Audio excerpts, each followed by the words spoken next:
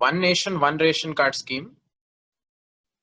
So this was in news right from the pandemic time, because the focus of the government of India was so much on this scheme, because it was extending ration also for various people under this scheme. So this scheme is very much important for us. This is One Nation, One Ration Card scheme. So what is the major benefit of this scheme? What is the objective of this scheme? Ration card holders can buy ration from any of the ration shops now throughout the country, right? For that objective, this scheme was brought, so that ration card holders can buy rations from any PDS shop, any public distribution system shop. The ration card holders can buy the food grains, right? And the second feature is ration cards will be Aadhaar linked. Aadhaar linked ration cards will be there, right? That is the second thing. And the third thing is interstate and intra-state portability will be there. Portability means how easily one can access different ration shops. Not from the ration shop where he is registered, but even from a ration shop which is out of his state, right? Which is in different state or which is in different district, he should be able to access that also. So that is the philosophy behind this scheme. So that a migrant worker who is from a village can also access a ration shop which is there in cities, right? This is the basic philosophy behind this One Nation, One Ration Card scheme. Interstate and intra-state portability, right? This is important because the options can be confusing us by saying this scheme is for interstate portability only. That's not the case. Even for intra-state, between the districts and also between the states, right? So this much portability is there. And how are the beneficiaries identified? The beneficiaries of this scheme are identified by biometric authentication. Biometric authentication on e-point of sale machines, right? Biometric authentication by e-point, electronic point of sale machines. By this mechanism, beneficiaries are identified under this scheme. And these will be Aadhaar linked ration cards, right? That also we have to know. And another feature under this scheme is a migrant worker who is in village can access a ration shop in another place or another district or another state. However, he can take only 50% of the quota, 50% of the ration quota only, right? So that his family members who are there in his own village, they also can access ration. So only 50% limit is there. So this feature is there so that migrant worker will be taking some quota of the ration, and his family who is there in his own village, they also can take the ration, right? This feature is also there. Maximum of 50% family quota only can be drawn by the migrant workers, right? In different PDS shops. And this is not yet implemented in all the states. This we have to know, right? With respect to prelims, this right now only in 17 states this is being implemented, right? Not all states came under this scheme. Still there are some states which are out of the scheme, right? That is also important because there can be a statement saying this One Nation, One Ration Card is being applicable throughout the India, right? That is wrong. Still states are coming, and update this information. If in the coming days, if any states join, it's your duty to join, add them, right? I'll also try to give you the input. And also, who issues the ration card? This also we have to know with respect to prelims. Is it the central government or the state government, right? We might get confused here also. It is the state government which issues the ration cards. The central government through Food Corporation of India only provides food to the state governments, right? The food grains, pulses, what all are required, they are provided by the central government through Food Corporation of India. However, ration cards are issued by state governments, right? So these are some prelims points we have to know. Aadhaar linked ration cards, right? Ration card holder can access any PDS shop. Interstate and intrastate portability is there. Biometric authentication is for identifying maximum of 50% quota. Only 17 states are implementing this as of now. and state governments issue the ration cards, right? These are all things we have to know with respect to this scheme for prelims. Now the second thing which we are discussing is, second topic is Atmanirbhar Bharat, right? Atmanirbhar Bharat is also in news for various reasons. So this is also important for us with respect to prelims, right? A straightforward question can come from Atmanirbhar Bharat asking you to identify the components. Which of the following are part of Atmanirbhar Bharat? And 4 options can be given, right? So broadly we have to know what all components are there and what is the overall objective of this Atmanirbhar Bharat, right? A clarity will help us in eliminating the options in the prelims. So getting into the details of this Atmanirbhar Bharat scheme, this is basically for a self-reliant India, right? Self-reliant India, as the name itself suggests, it is for self-reliant India. And this involves large-scale structural reforms. That is the second thing, right? Large-scale structural reforms are there. Structural reforms means it in infrastructure or in economy, right? Structural reforms, some basic reforms are involved in this Atmanirbhar Bharat, right? That is the second thing we have to know. Third thing, does it include import substitution? No. Atmanirbhar Bharat and import substitution are 2 different things. First of all, we have to know what is import substitution. Now, as the name itself suggests, import substitution means substituting the imports. That means increasing the tariffs on the imports so that imports become costlier and people, rather than importing, will buy the goods within the country, which are manufactured within the country. This is the strategy of import substitution. India has been following this import substitution till 1991, right?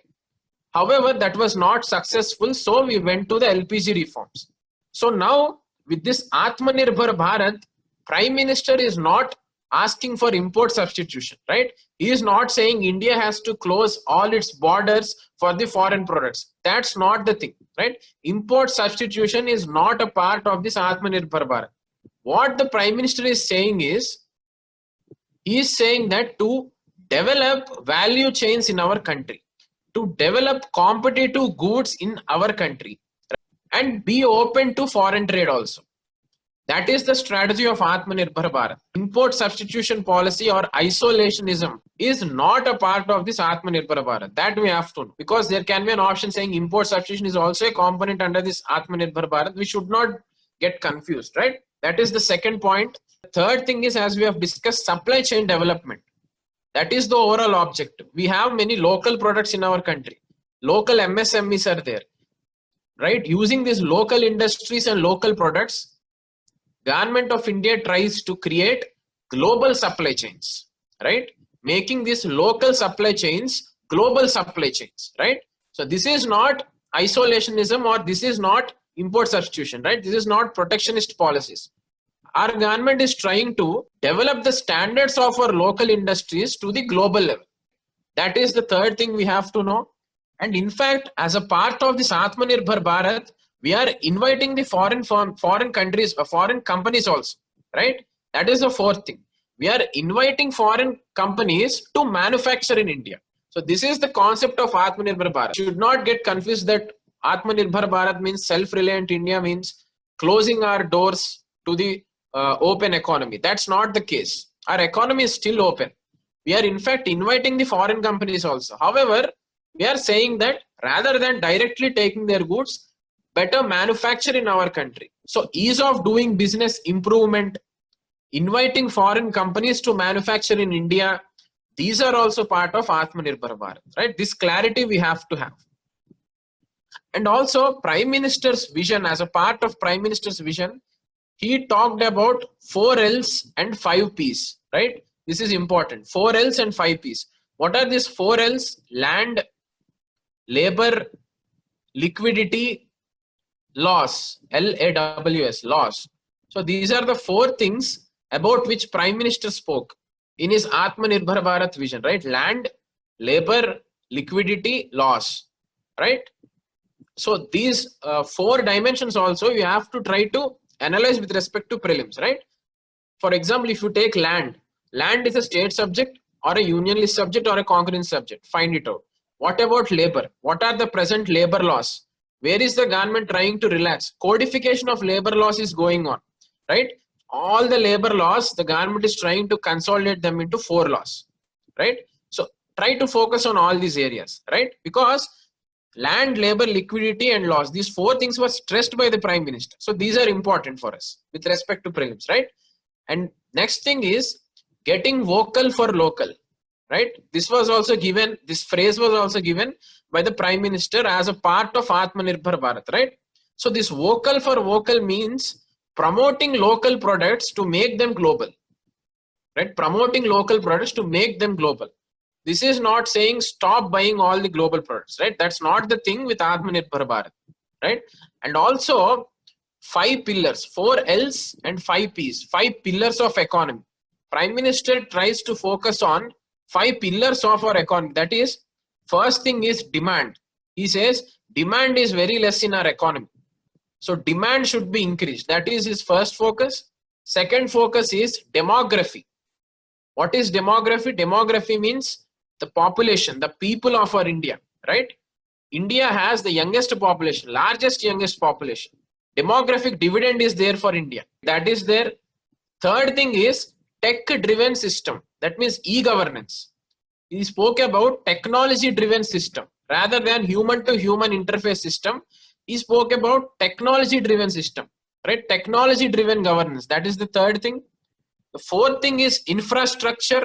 He spoke about boosting infrastructure because only with infrastructure we can have good economy. That is the fifth thing, economy, right? Overall economy. So these are 5 things focused by Prime Minister. So this Atmanirbhar Bharat is very broad vision. So these 5 pillars we have to try to focus as much as possible. Infrastructure.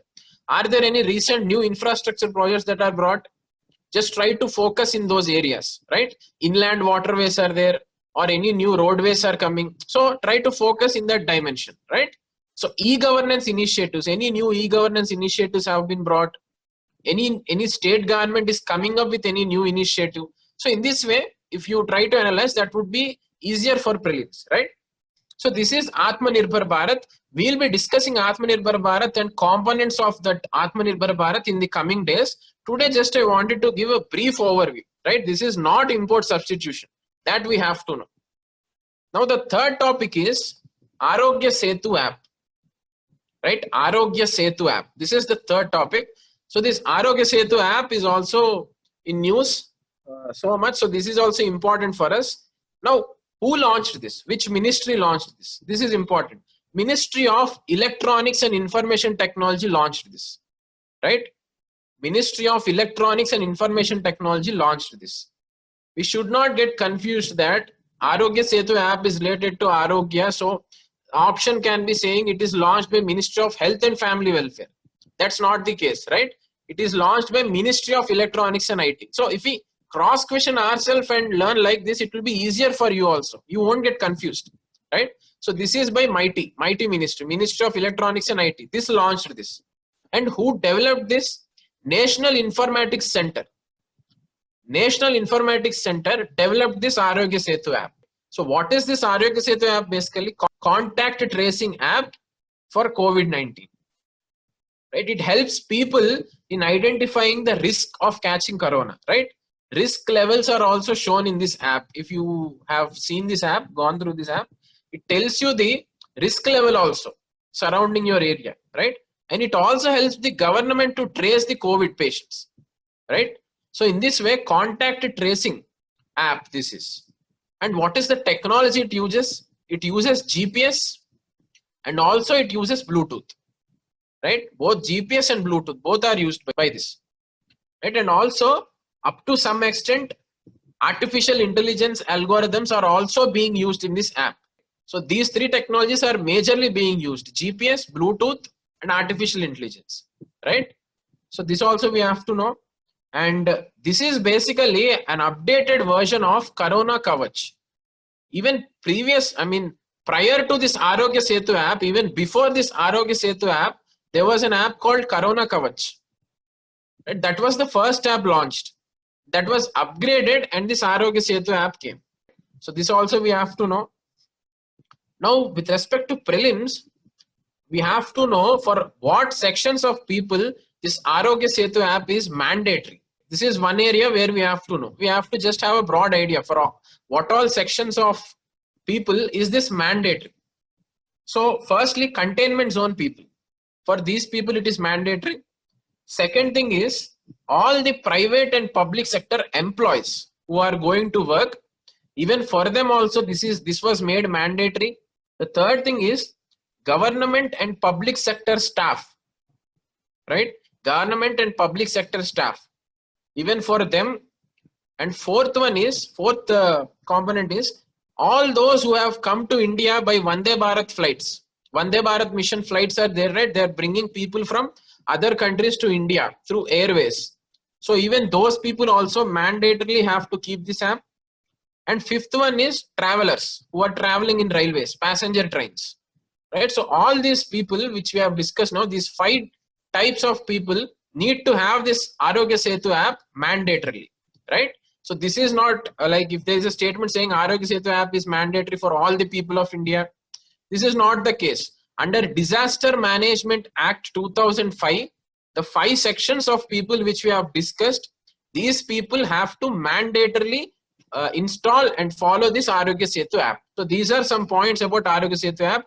It is launched by Ministry of Electronics and IT, not Health and Family Welfare. It's a contact tracing app, right? It helps people in identifying risk zones, Bluetooth, GPS, artificial intelligence being used in this. National Informatics Center has developed this. This is an updated version of Corona Kavach, and it is mandatory for few sections of people which we have discussed, right? Now the fourth scheme is Soil Health Card Scheme. Soil Health Card Scheme. Now this scheme is important because this has finished 5 years of implementation. So any event which finished a fancy number, we have to try to focus on those events. Questions might come from there, may or may not come, but it is our duty to be thorough with such events also, right? Why to miss that chance? So Soil Health Card Scheme has finished 5 years of implementation, right?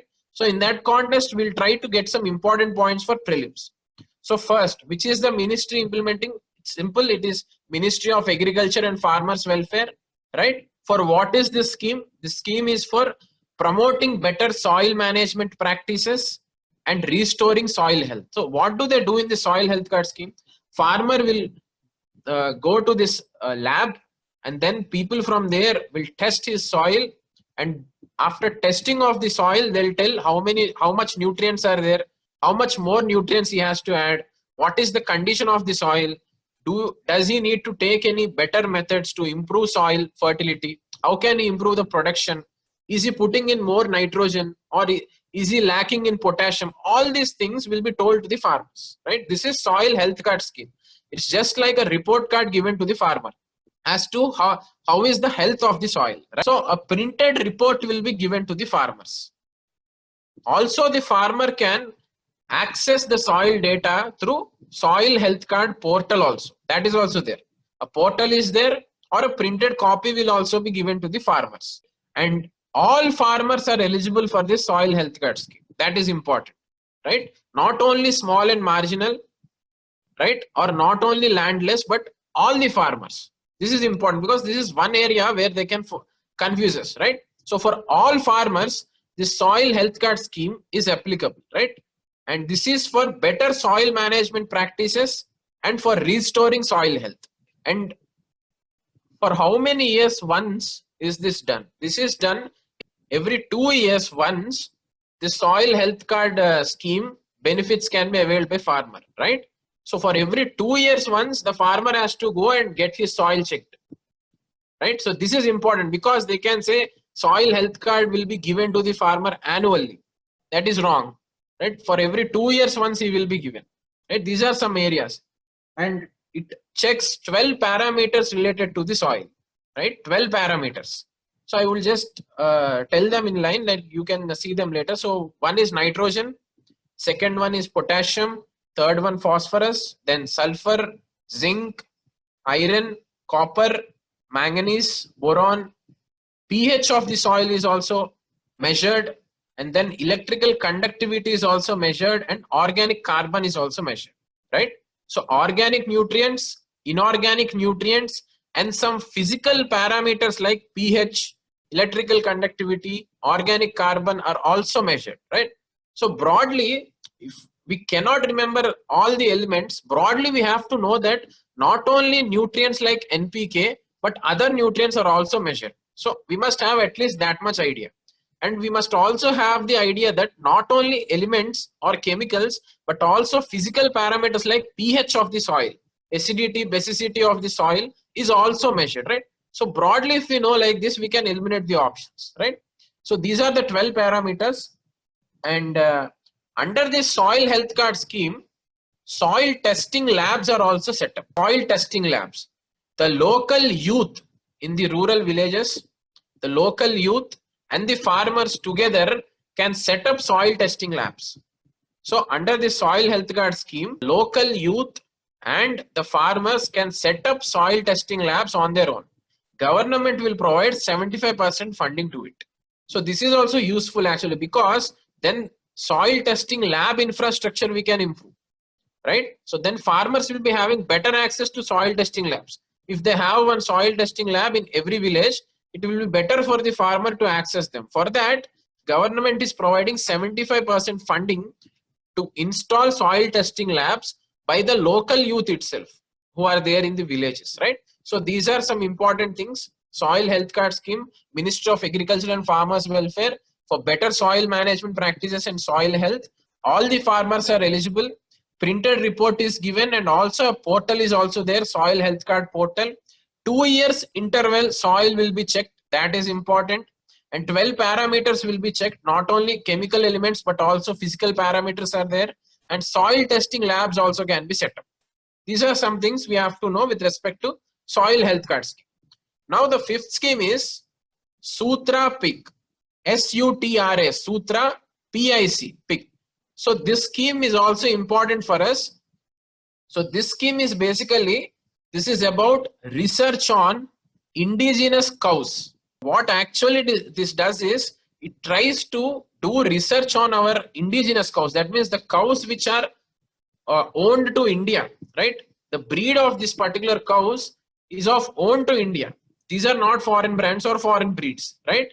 So these cows will, research will be done on these cows, right? And some useful observations will be brought out. So this scheme is about research on the cows. The full form of this scheme is scientific utilization through research augmentation. Sutra means scientific utilization through research augmentation. Prime products from indigenous cows, right? This is the full form. Scientific utilization through research augmentation, prime products from indigenous cows. That means research should be done on the indigenous cows, the Indian cows, and then prime products, that means any products which are very much useful to the mankind have to be identified and they have to be produced, right? That is the overall objective of this scheme. Research and get some good products out of cow. Now, who is implementing this scheme? Who is monitoring the scheme? This is important. It is Department of Science and Technology, right? Department of Science and Technology is implementing or monitoring this scheme. It is not Ministry of Animal Husbandry and Dairy Farming, right? So these are the areas where they'll try to confuse us. It is DST, Department of Science and Technology, because this is a research oriented scheme, right? So DST is implementing it to find out the uniqueness of Indian cows, and also 5 areas they want to do research, right? Product of the cow's importance in medicine, that is the first field. Second field is importance of cow products in health, that is the second thing. Third thing is agriculture, like cow products, how effective are they, or do they have any good content that can be used in agriculture? That is the third area they are trying to do the research. Fourth one is food and nutrition, the significance of the cow products in food and nutrition. The fifth one is fuel also, right? Any cow products are there which can be used as fuel also. Actually, biogas can be made out of this cow dung, right? So in this way, in these 5 different areas, government is trying to do research and find out the uniqueness and importance of cow products, right? That is the Sutra PIC scheme. So this is about research on indigenous cows and cow products, implemented by Department of Science and Technology in 5 areas which we have discussed, right? So these are the 5 schemes for today. Now we'll get into the environment topics. So environment topics, you might be facing any wildlife sanctuary or national park or tiger reserves in the news, right? Those reserves or those national parks, you have to note them down and see if there are any significance for them, see if there are any endemic species in those reserves, and remember them, right? So mostly those national parks or those wildlife sanctuaries which are in controversy because of some projects, such kind of things which are in news will be asked in the exam, right? So that is one intelligent way to remember wildlife parks, wildlife sanctuaries and national parks, right? We can't remember all the national parks and wildlife sanctuaries which are in India, right? It's very difficult. So at least by focusing on those things which are in news, that can help us up to some extent. For example, there was Etalin hydropower project in Arunachal Pradesh which was in news, right? There was a coal mining project in Assam. Assam Elephant Reserve is there. Dehing Patkai Elephant Reserve is there in Assam. That was also in news, right? In Gir National Park, limestone quarrying is being done. That is in news. That issue is in news, right? So in this way, all those reserves which are in news, we have to be thorough, right? So that is one way which I am suggesting you. So the first topic which we are taking is Convention on Migratory Species, right? Convention on Migratory Species, CMS. This is called CMS, Convention on Migratory Species, COP 13, Conference of Parties 13. So this summit, the Convention on Migratory Species Summit, this year was held in our India itself. So this is an international convention which was held in India this year. So this is very much important for us with respect to prelims, right? Not only that, this is an international convention and this was held in India, but also India took the presidency for this convention this year, right? So for the coming 3 years, India is the presidency for this Convention on Migratory Species. So in that context also, we have to know about this CMS and about this COP13 summit which was held in India thoroughly, right? So first of all, where was it held? It was held in Gandhi Nagar, India, right? It was held in Gandhi Nagar, which is in India. That is the first thing we have to know. And what is this convention about? This is Convention on Migratory Species of Wild Animals, right? Convention on Migratory Species of Wild Animals. We have some species which continuously migrate from one region to other region, right? It might be seasonal or it might be various reasons. These species usually migrate from one region to other, right? So for these migratory species, for such migratory species, this convention was brought, right? This is CMS. So is this a UNFCCC convention? No.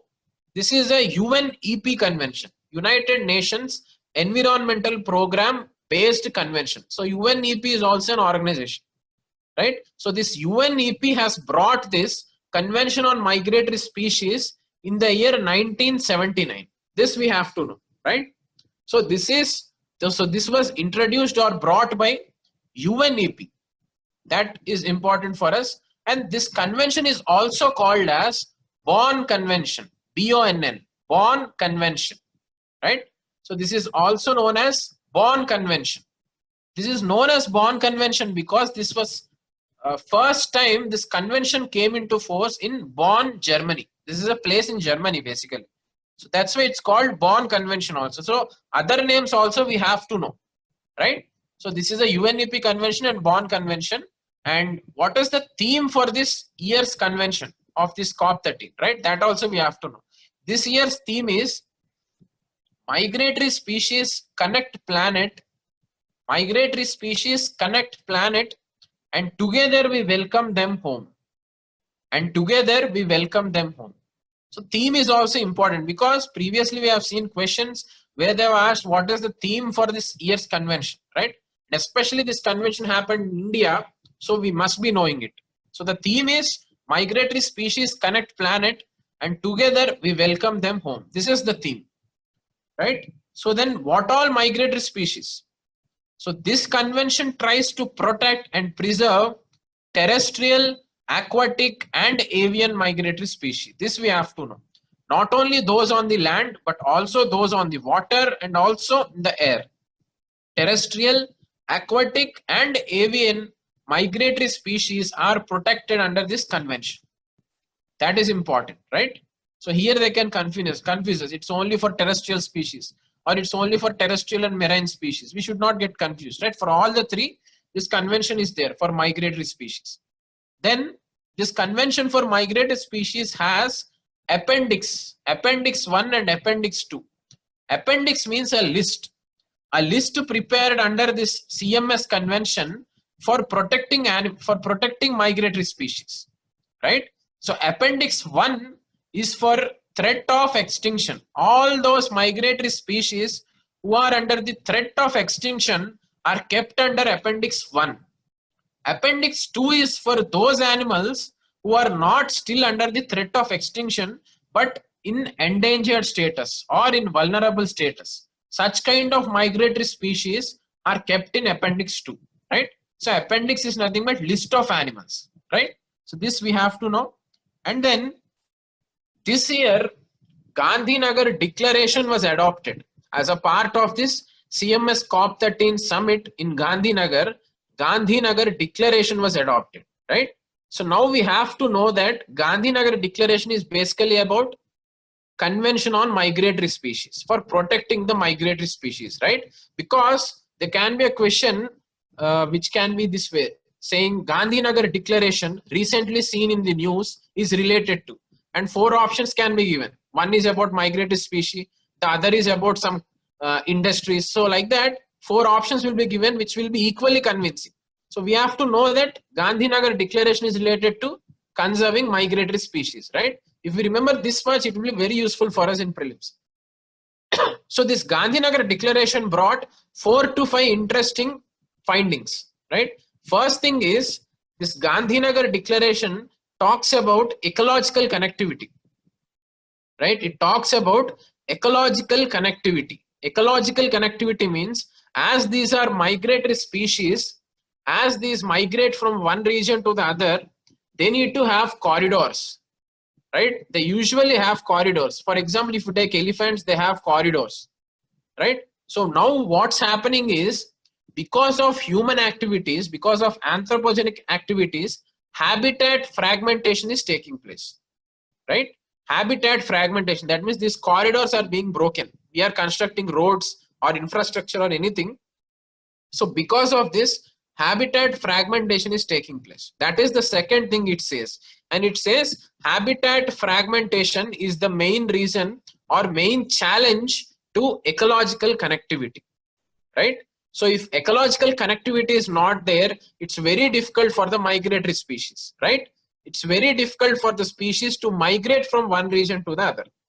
So that is one issue which Gandhi Nagar Declaration recognizes.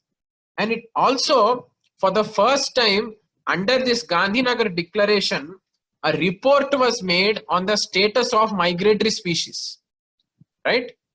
Even though this convention came to existence in 1979, for the first time, a report was made on the status of migratory species, right? In this Gandhi Nagar Declaration. So that is also important for us. And that report says that numbers of migratory species are actually declining, right? Numbers of migratory species are actually declining, right? This is one finding out of this Gandhi Nagar Declaration. And the other interesting thing which this Gandhi Nagar Declaration talks about is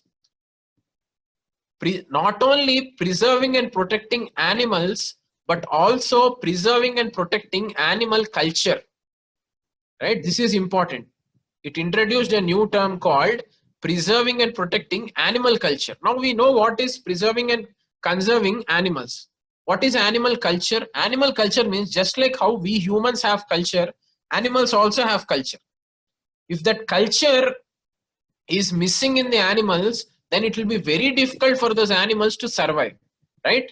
So survival skills are passed from one generation of the animals to the other generation of animals through this animal culture, right? If this animal culture is missing, Like, because some animals are dying, because of some species are getting endangered, their numbers are decreasing. If this animal culture doesn't get passed from one generation to other generation, the new generation of animals will be facing so much difficulty, right? They will be facing difficulty as to how to adapt to the new environment, right? How to migrate, what migratory routes they have to take, what corridors they have to go, how to survive in summer. All this comes under animal culture. So not only protecting animals, but also protecting this animal culture is also important. It will be very useful for the animals for identifying migratory routes and for their survival skills, right? So animal culture also should be preserved. That's what this Gandhi Nagar declaration says. So these are some important points about CMS COP13, Convention on Migratory Species, COP13, right? So this is a UNEP led convention. This is also known as Bonn Convention. This happened in Gandhinagar, India. This is the 13th summit. That's why it's COP13. Theme is migratory species connect planet, and together we welcome them home. Not only terrestrial but also aquatic and avian migratory species also involved. It has two appendices. Gandhinagar Declaration was adopted. It talks about ecological connectivity. It talks about habitat fragmentation, right? And it says the numbers are declining, migratory species. And it also says animal culture also has to be protected, right? So these are overall points about CMS COP13. Ultra mega renewable energy parks. So these renewable energy parks are also in more number. The government is trying to set them up, right? Because we are trying to shift towards a clean fuel driven economy, right? We are trying to shift to a clean fuel driven economy. That's where renewable energy is getting more and more focus by the government. As a part of that, this ultra mega renewable energy parks are being set up. Now, which ministry is implementing these parks, or which ministry is setting up these parks? It is the Ministry of New and Renewable Energy, right? So this is one area where we can get confused. So here they can confuse us by saying this renewable energy parks are being implemented by MOEFCC, Ministry of Environment, Forest and Climate Change. That's not the case, right? These parks are being set up under Ministry of New and Renewable Energy, right? There is another ministry called New and Renewable Energy. So that is taking care of this renewable energy parks. That is the first thing. Second thing, under this ultra mega renewable energy parks, two ultra mega renewable energy parks are being set up in India. Two parks, one in Gujarat and the other in Rajasthan, right? So two ultra mega renewable energy parks are being set up. One in Gujarat and the second in Rajasthan. Together combined 50 gigawatts capacity, right? If we see the present status, present installed capacity of solar energy, it is only 34 gigawatts. Now, just by these two mega renewable energy parks, government is installing 50 gigawatts. So they are really very huge, right? That's why they are ultra mega renewable energy parks.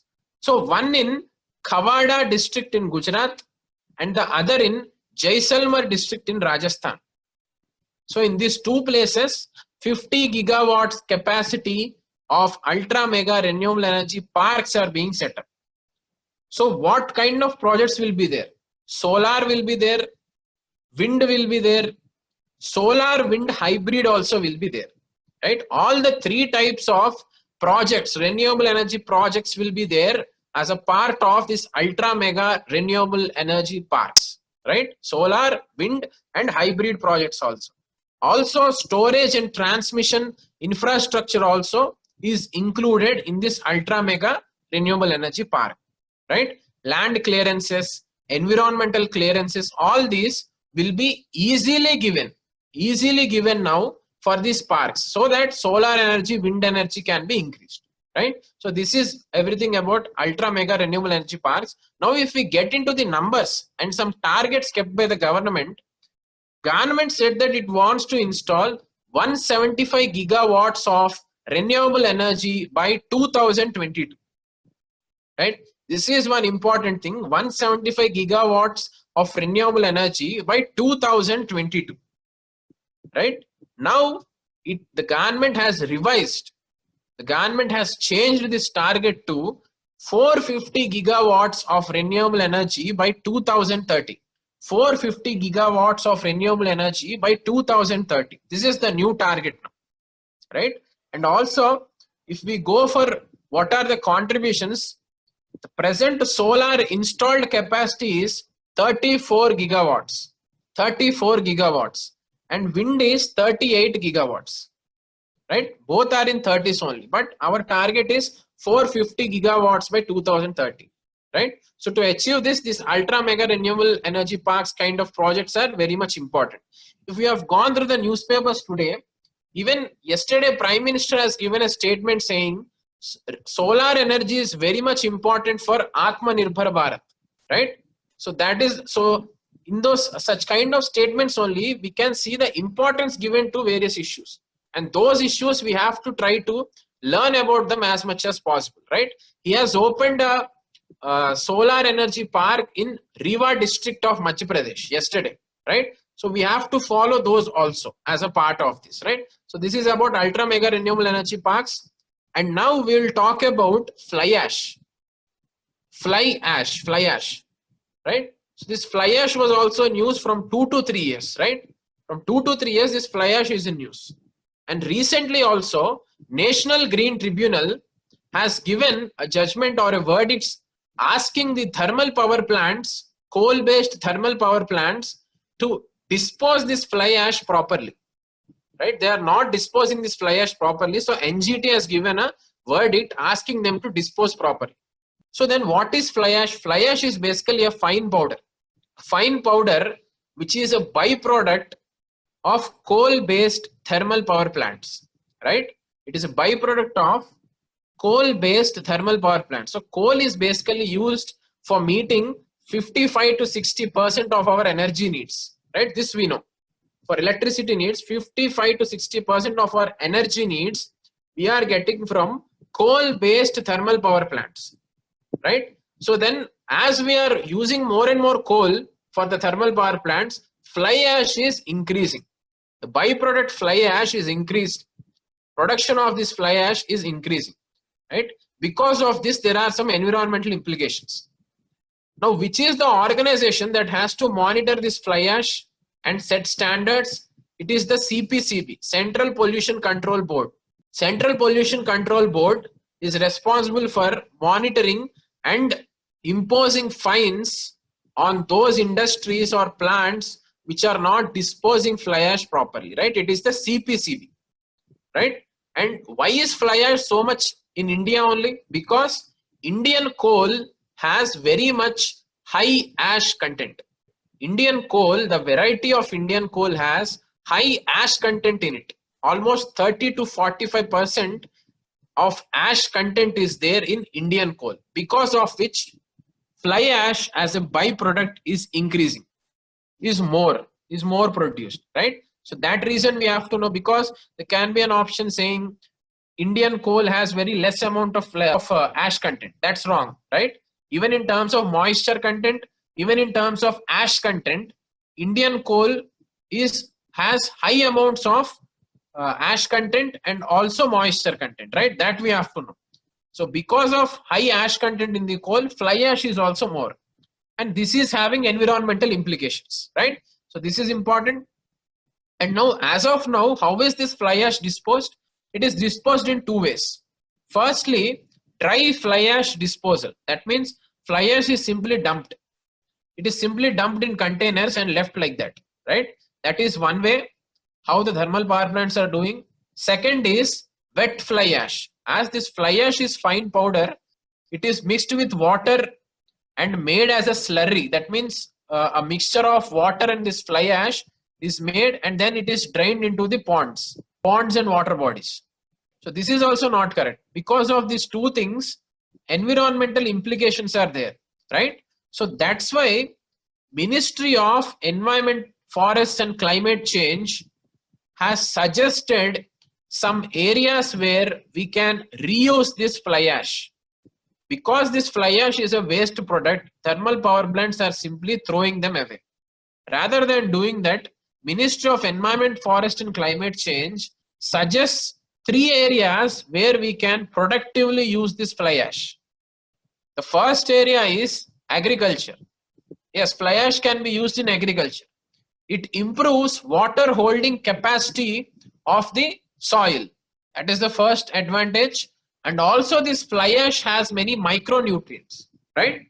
This fly ash has many micronutrients also. So because of these two reasons, MOEFCC suggests fly ash to be used in agriculture. The second thing is construction works. In construction works also fly ash can be used, especially in cement and bricks manufacturing. In these areas also fly ash can be used, right? And in fact, the concrete which is used for building materials, the concrete made of this fly ash is in fact more durable, right? It is more durable. So fly ash can be used in cement and brick manufacturing also, in construction works. Third area is manufacturing of absorbents, right? Manufacturing of absorbents. Absorbent means something which absorbs. So we can use this fly ash as an absorbent to clean waste gases and wastewater. Before discharging them, we can use this fly ash to clean the waste gases and the wastewater up to some extent, right? So this advantage is also there. So this is overall about fly ash. So this was in news because of the NGT verdict, National Green Tribunal's verdict. And this is a byproduct out of coal-based thermal power plants. This has huge negative repercussions on the environment. CPCB is responsible for monitoring and imposing fines. Indian coal has very much high ash content, in fact 30 to 45%. That's why we have this high fly ash problem. So as of now, they are simply dumping this dry fly ash or making it wet and discharging into ponds. Rather than that, MOEFCC has suggested fly ash to be used as a water holding capacity and micronutrient in agriculture, in cement and bricks manufacturing, as a part of construction works, and also as an absorbent to purify waste gases and wastewater, right? So all this is there. And ash track portal was also set up by government. Ash track portal. Now what for is this ash track portal? So this portal is for connecting this fly ash producers and the fly ash consumers, right? So all those who want this fly ash can get access to it through this ash track portal. They can know where this fly ash source is, right? So for that reason, this ash track portal is made to connect the fly ash producers and the fly ash consumers, right? So this is about fly ash. And the fourth topic is Pakke Tiger Reserve, right? Pakke, it's also known as Pakwe, P-A-K-K-E, right? Pakke. So this Pakke Tiger Reserve, or it's also known as Pakui, P-A-K-H-U-I, right? So Pakke or Pakui Tiger Reserve, this is located in Arunachal Pradesh. This is a tiger reserve located in Arunachal Pradesh. This was in news because Arunachal Pradesh government has started to construct east-west industrial corridor, right? It has started to construct east-west industrial corridor, which is passing through this Pakwe Tiger Reserve. So that's why this Pakwe Tiger Reserve was in the news. So we have to know that this is located in Arunachal Pradesh, right? And east-west industrial corridor is passing through it. That's why this is in controversy, right? And also, as this is a tiger reserve, we have to know the IUCN status of tiger. The IUCN status of Bengal tiger is endangered. Endangered, right? So the tiger's IUCN status is endangered. That also we have to know. And now what is happening because of constructing such a corridor through a tiger reserve? Habitat fragmentation is happening. This word is important. Habitat fragmentation. And man-animal conflict is happening.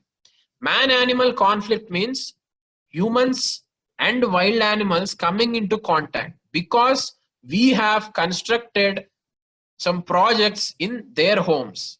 So they are deprived of their homes, which is habitat fragmentation, because of which we are coming into contact with wild animals. That is man-animal conflict, right? So these two words we have to briefly know what are they. Now, which is the authority that is responsible for granting approval for such projects? This also we have to know, right? So if there is an issue saying East-West Industrial Corridor passing through Pakke Tiger Reserve, so we should not just simply take that news and leave it. We have to try to analyze this way. What is the major animal there? What is the IUCN status there? Right? Where is it located? Is there any river passing through it? All this we have to know, and also because this was in controversy because of a project being set up there, we have to know which authority gives approval for projects in such tiger reserves. It is National Board for Wildlife, NBWL, National Board for Wildlife. This is the organization that grants approval for projects in wildlife sanctuaries, national parks and tiger reserves, right? So this National Board for Wildlife is a statutory body under Ministry of Environment, Forest and Climate Change. And Prime Minister is the chairman for this National Board of Wildlife, right? Prime Minister is the chairman for this National Board of Wildlife, and this National Board for Wildlife is a statutory body under Ministry of Environment, Forest and Climate Change, right? So this is about Pakke Tiger Reserve. And the last topic for today is arsenic contamination and uranium contamination in the groundwater. Arsenic contamination and uranium contamination in the groundwater, right? Now we know groundwater is a major source of water for drinking supply. However, because of over exploitation of groundwater, arsenic and uranium concentrations are increasing in the groundwater. How is this happening? Because arsenic and uranium, they naturally occur beneath the earth's surface, right? So because we are extracting more and more groundwater, the concentration of arsenic and uranium is increasing in the groundwater, right? We are digging deep and extracting the groundwater. So arsenic and uranium concentrations in the groundwater are also increasing, right? So this has a huge health implications, right? So now one trend which we have to know with respect to arsenic and uranium contamination is which states are mostly affected because of this. That we have to know, right? The Ganga basin states, all the states which belong to the Ganga basin, that is UP, Bihar, Bengal, these are the states that are hugely affected because of this arsenic contamination and uranium contamination. Especially UP, Uttar Pradesh and Bihar are severely affected because of this arsenic and uranium contamination, right? So that we have to know. And other thing we have to know is this arsenic and uranium contamination, what can be the reasons? Not only anthropogenic activities, but also natural activities. Both the things can contribute to arsenic and uranium contamination of water, right? So there can be an option saying arsenic or uranium contamination happens due to anthropogenic activities only, due to human-made activities only. That's wrong, right? Because of natural activities also, arsenic and uranium gets into the water. But however, it will be in small quantities. Now, because of human activities, the concentration of uranium and arsenic is actually increasing in the groundwater, right? So because of natural and anthropogenic activities, contamination happens. So then what is the major chance by which this can affect the humans? It is through bioaccumulation and biomagnification. These two terms are also important. Simply saying, as we extract this groundwater, it comes to the soil surface, right? We are using this groundwater for agriculture. So it gets into the food chain, the arsenic, uranium, these contaminants, they get into the food chain. We consume that food. So it gets into us. This is called biomagnification, right? Arsenic concentration is increasing as we go to higher levels of food chain, right? So this is called biomagnification. What is bioaccumulation?